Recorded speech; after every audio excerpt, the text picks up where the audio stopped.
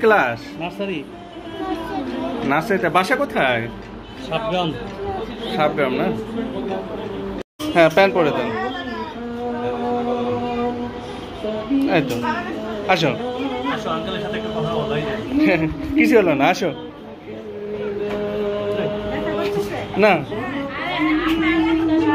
বসো।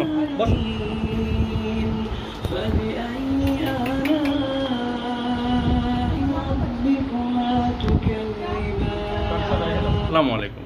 ওয়ালাইকুম আসসালাম। কোথা থেকে আসছেন? আমি সাতগ্রাম সাদিয়াতলা থেকে এসেছি। সাতগ্রাম থেকে না? আচ্ছা, আজকে কেন আসছেন এখানে? এই আমার ছেলেকে খতনা করানোর জন্য। আচ্ছা, হয়ে গেছে না? হ্যাঁ, হয়ে গেছে ইনশাআল্লাহ। আচ্ছা, তো বয়স কত? বয়স 5 বছর। বুঝতে পারছে?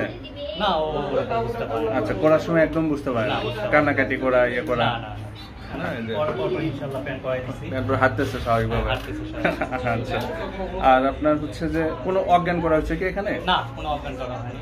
বাচ্চাকে অজ্ঞান করা হয়নি? জ্ঞানী ছিল, আপনার সাথে কথা বলতে পারছে? কথা বলছে, মোবাইল দেখছে। আচ্ছা, এখানে কি কোনো সেলাই বা ব্যান্ডেজ দিতে হয়েছে? না, কোনো সেলাই ব্যান্ডেজ নেই। কোনো সেলাই ব্যান্ডেজ দিতে হয় নাই না? আচ্ছা, তো এই পদ্ধতি তো এর আগে দেখা হয় নাই?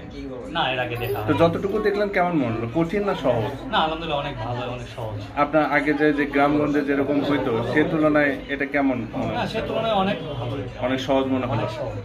এটা বুঝতে পারেনি। সবচেয়ে মজার বিষয়, সাথে সাথে প্যান্ট পরে ফেলেছে। আচ্ছা আচ্ছা, হ্যাঁ, আচ্ছা, ঠিক আছে। তো অন্যান্য অভিভাবকের প্রতি আপনার কোনো উপদেশ আছে কিনা? উপদেশ হবে যে যেহেতু আধুনিক ইয়ে, আচ্ছা, তাহলে ওই আগের ইয়েটা বাদ দিয়ে এখন যেটা চলতেছে এটা করাটাই বেটার সবার জন্য। আচ্ছা, ঠিক আছে। আসসালামু আলাইকুম। ওয়ালাইকুম আসসালাম।